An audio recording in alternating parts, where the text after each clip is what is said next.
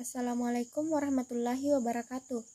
Pada kesempatan kali ini, saya akan membahas tentang modul diare skenario 3, yaitu anak laki-laki 7 tahun dibawa ke puskesmas Beringkanaya karena sering mengeluh sakit perut, terutama sekitar pusar, pernah muntah, dan berak encer dan sedikit-sedikit.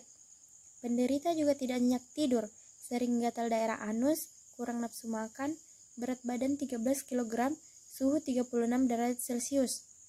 Setelah kelompok kami membahas hal tersebut, maka kelompok kami mendapatkan hasil bahwa pasien tersebut mengalami enterobiasis. Kali ini saya akan menjelaskan tentang penyakit enterobiasis. Definisi: cacing kremi atau enterobiasis adalah suatu infeksi parasit yang terutama menyerang anak-anak, di mana cacing Enterobius vermicularis tumbuh dan berkembang biak di dalam usus. Etiologi: Enterobius vermicularis, nama lain Oxyuris vermicularis, cacing kremi, pinworm, setworm, threadworm. Patomekanisme penyakit. Nah, cara penularan penyakit ini yaitu yang pertama, penularan dari tangan ke mulut penderita sendiri atau autoinfection, atau pada orang lain sesudah memegang benda yang tercemar telur infektif, misalnya alas, tempat tidur, atau pakaian dalam penderita. Yang kedua, melalui pernapasan dengan menghisap udara yang tercemar telur yang infektif. Yang ketiga, penularan secara retroinfeksi, yaitu penularan yang terjadi pada penderita sendiri oleh karena larva yang menetas di daerah perianal mengadakan migrasi kembali ke usus penderita dan tumbuh menjadi cacing dewasa. Gejala: yang pertama itu anamnesa. Keluhan utamanya tidur gelisah karena gatal pada daerah anus. Keluhan tambahan, tidak nafsu makan. Pada anamnesa ditanyakan yang pertama, daerah bagian mana yang terasa gatal. Yang kedua, kapan gatal tersebut dialami. Yang ketiga, rewel pada anak kecil karena rasa gatal dan tidur malamnya terganggu. Yang keempat, kurang tidur, biasanya karena ada rasa gatal di malam hari sehingga anak terus menggaruk dan tidur malamnya tidak nyenyak. Yang kelima, biasanya pasien mengalami tidak nafsu makan atau jika infeksi yang berat. Gejala yang kedua yaitu pemeriksaan fisik. Yang pertama, pada pemeriksaan tanda vital tidak ada kelainan.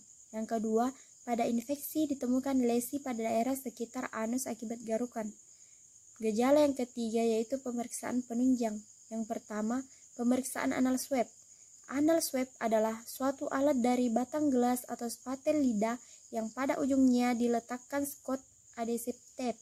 Bila adhesive tape ini ditempelkan di daerah sekitar anus, telur cacing akan menempel pada perekatnya. Kemudian adhesive tape diratakan pada kaca benda dan dibubuhi sedikit toluen untuk pemeriksaan mikroskopik. Sebaiknya pemeriksaan dilakukan 3 hari berturut-turut. Berikutnya yaitu pemeriksaan tinja. Untuk mengetahui adanya sel epitel makrofag, eritrosit, leukosit, kristal, sisa makanan, butir lemak, butir karbohidrat, serat tumbuhan atau otot sel ragi, protozoa, telur, dan larva cacing. Metode yang digunakan dengan penambahan larutan cat antara lain: lemak, sudan 3, protozoa, eosin 1-2%, amilum, lugol 1-2%, leukosit, asap asetat 10%, pemeriksaan rutin NaCl 0,9%. Kimia, untuk mengetahui adanya darah samar, urobilin, urobilinogen, bilirubin dalam feses atau tinja. Pemeriksaan makroskopik pada tinja meliputi pemeriksaan jumlah, warna, bau, darah, lendir, dan parasit. Jumlah: dalam keadaan normal jumlah tinja berkisar 100-250 gram per hari. Konsistensi: tinja normal mempunyai konsistensi agak lunak dan berbentuk.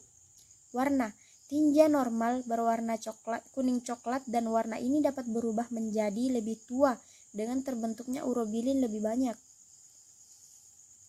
Bau: indol, skatol, dan asam butirat menyebabkan bau normal pada tinja.